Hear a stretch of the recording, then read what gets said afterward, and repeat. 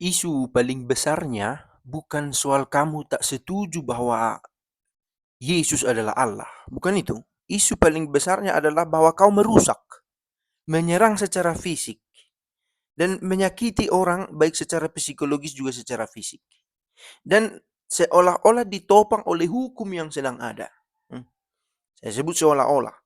Karena dalam prakteknya demikian, tetapi dalam kata-kata akan dikatakan berkeadilan. Tapi kenyataannya kita bisa lihat dengan mata yang biasa bahwa perlakuan antara orang-orang yang melakukan dianggap melecehkan agama tidak sama kepada semua orang. Oke, pace bene. Nasi di mia culpa ini. Saya mau menyoroti sedikit soal intoleransi, boleh dikatakannya.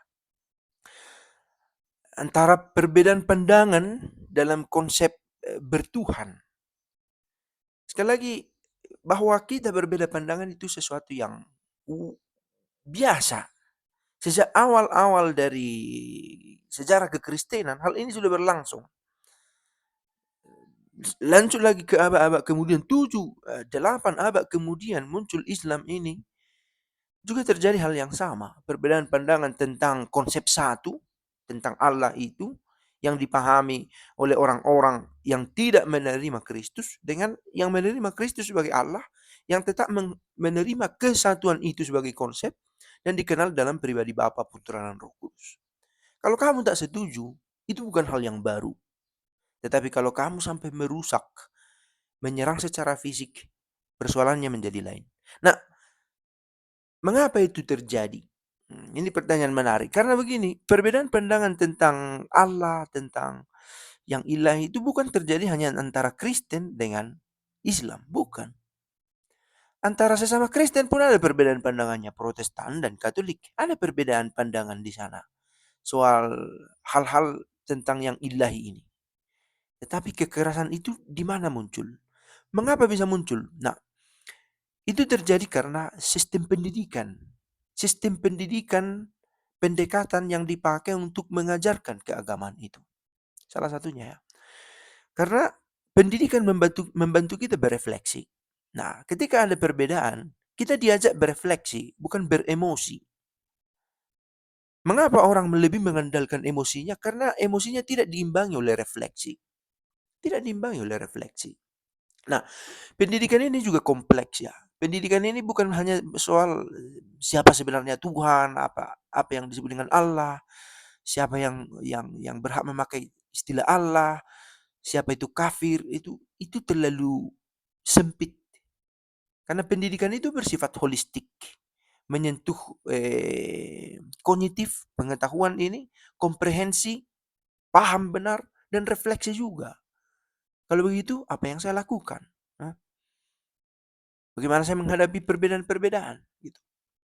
Nah, toleransi itu juga bukan kompromi, dan ini yang sering menjadi persoalan. Ketika kita lihat orang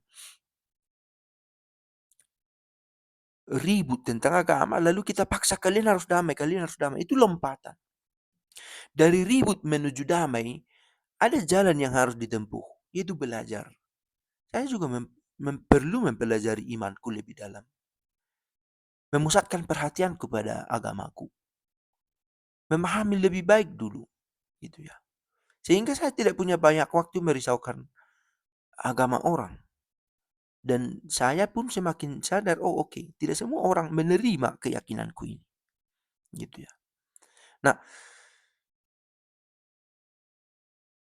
proses belajar ini yang terlompati. Karena kita dipaksa untuk berdamai tanpa punya bekal untuk damai. Tidak punya bekal.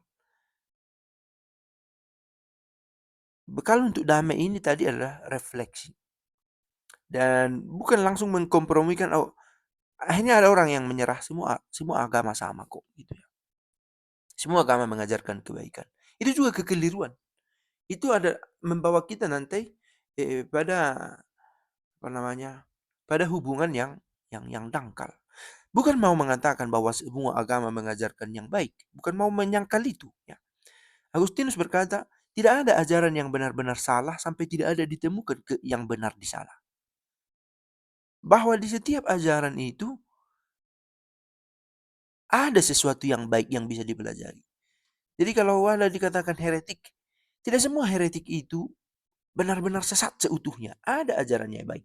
Contoh, ajaran-ajaran di kekristenan awal itu, entah itu Montanisme, entah itu Manikeisme, Priscillianisme, mereka itu mengajarkan penyangkalan diri yang begitu ketat, kemurnian yang begitu tulus, tetapi memiliki konsep lain tentang Allah, tentang gereja.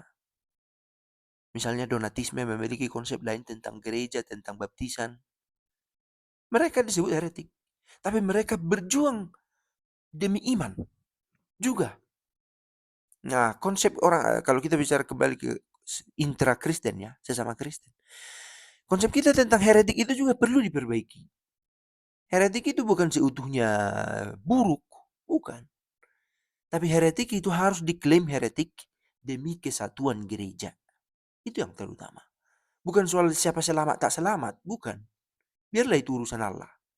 Tetapi dengan menjadi Kristen yang baik, saya selamat. Nah, itu jaminan yang kita terima sebagai orang Kristen, dan kita terima itu. Maka pengetahuan membantu kita melihat sebuah peristiwa disertai dengan refleksi tanpa melulu emosi. Dan emosi bagaimana dimanifestasikan? Apakah lewat diskursus atau lewat merusak? Nah, itu juga bentuk pendidikan yang lain. Jadi semoga proses belajar kita, dan saya pikir dengan media sosial ini proses belajar kita sedang mengalami akselerasi. Meski tidak disertai oleh kurikulum yang jelas, sistem penilaian yang definitif, tetapi kita sedang belajar sebenarnya untuk mengenal orang. Semoga proses mengenal kita ini berlanjut terus dan butuh waktu. It takes time. Pace bene.